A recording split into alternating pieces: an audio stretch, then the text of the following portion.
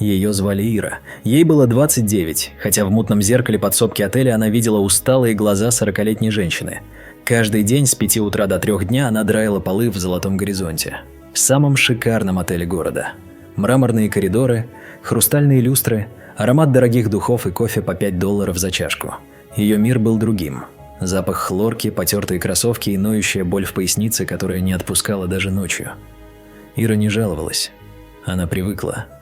Мать-одиночка с 6-летним сыном Артемкой, она хваталась за любые смены, чтобы он мог ходить в садик, а потом, может, в школу получше.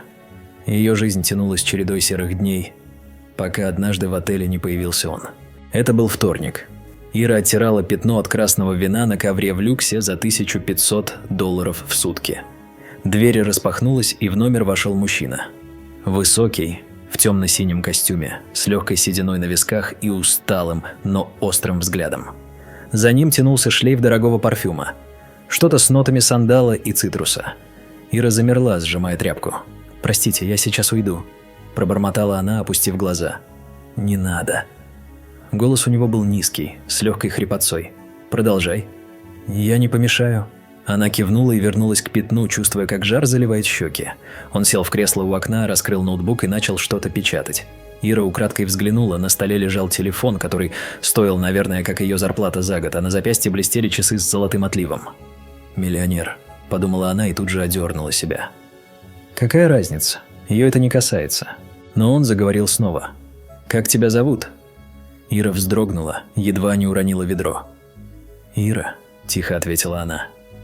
«Ира», – повторил он, словно пробуя имя на вкус. «Ты давно тут работаешь?» 4 года». Он кивнул, будто это что-то значило, и замолчал. Ира закончила уборку, собрала вещи и уже у двери услышала: «Завтра я снова тут буду. Не убегай так быстро». Она не ответила, просто вышла, чувствуя, как сердце стучит где-то в горле. На следующий день Ира узнала, кто он. Его звали Максим, 42 года, владелец сети отелей, включая этот. Говорили, он поднялся с нуля. Начинал с крохотного хостела, а теперь владел половиной люксовых зданий в стране. Ходили слухи, что он холодный как лед и одинокий как волк. Жены нет, детей нет, только бизнес и бесконечные перелеты. Когда Ира снова зашла в его номер, он сидел там же, у окна. На этот раз он улыбнулся, чуть заметно, уголком губ. «Ты пунктуальная, Ира. Это редкость». «Работа такая», – буркнула она, не поднимая глаз. «А что еще у тебя за работа, кроме полов?» Она замялась. Рассказывать про свою жизнь этому человеку? Зачем ему это?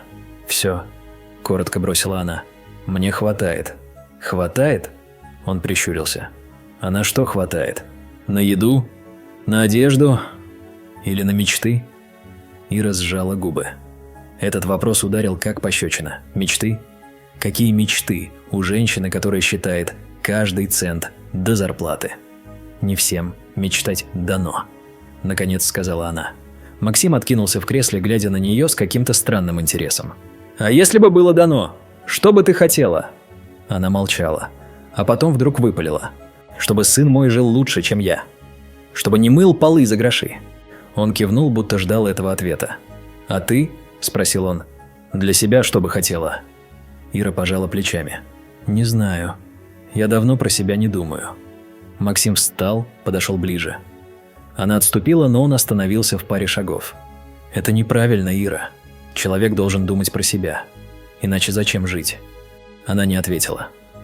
Просто ушла, как и вчера, с гулом в голове. Так началось их странное общение. Каждый день он появлялся в номере, а она с ведром и шваброй. Он спрашивал, она отвечала. Иногда молчали, иногда он заказывал кофе для нее тоже, хотя она смущалась и отказывалась. А однажды он сказал: «Ты ведь не просто уборщица, Ира. Я вижу». «А кто я?» Она усмехнулась, но в голосе сквозила горечь. «Ты человек. С историей. С болью. С чем-то большим, чем эти полы». Она фыркнула. «Вы меня не знаете». «Хочу узнать», – просто сказал он. Ира замерла. Это было слишком странно, слишком опасно. Она бросила тряпку в ведро и выпалила: «Зачем вам это? Я никто. А вы кто? Богатый? Успешный? Вам что, скучно стало?» Максим не обиделся, только посмотрел на нее долгим взглядом. «Может, и скучно», А может, я устал от пустоты. Ты настоящая, Ира. А вокруг меня пластик и ложь. Она не знала, что сказать. Просто ушла, как всегда. Но в тот вечер, сидя дома с Артемкой, она впервые задумалась. А вдруг он прав? Вдруг она не просто тряпка и швабра? Через неделю случилось то, что перевернуло все. Ира поскользнулась в коридоре, разлила ведро с водой и упала, ударившись головой.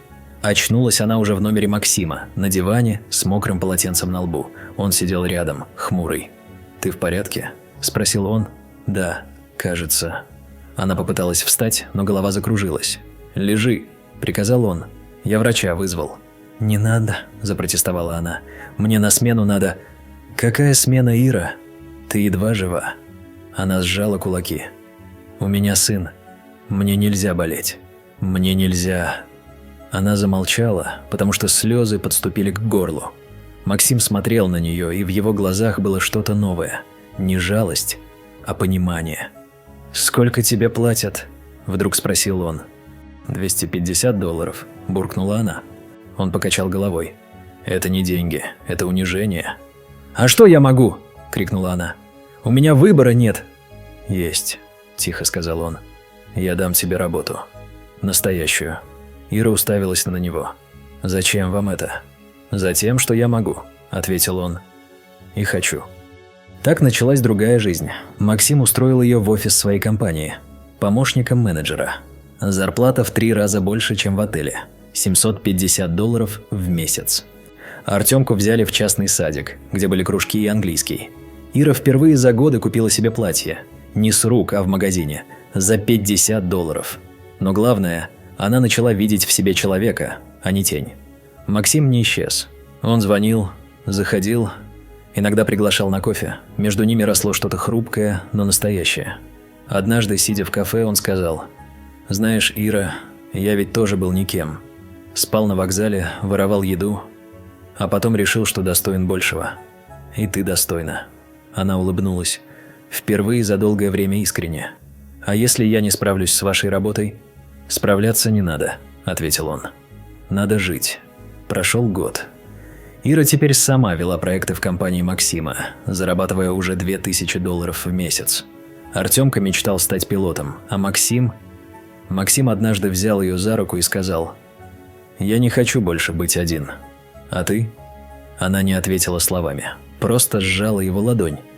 И в тот момент, под светом уличных фонарей, она поняла: даже если ты моешь полы за $250, жизнь может подарить тебе небо. Надо только поверить. Дорогие друзья, мы очень просим вас подписаться на наш канал, поставить лайк и оставить комментарий. Это действительно сильно нам помогает. Спасибо вам за то, что вы с нами.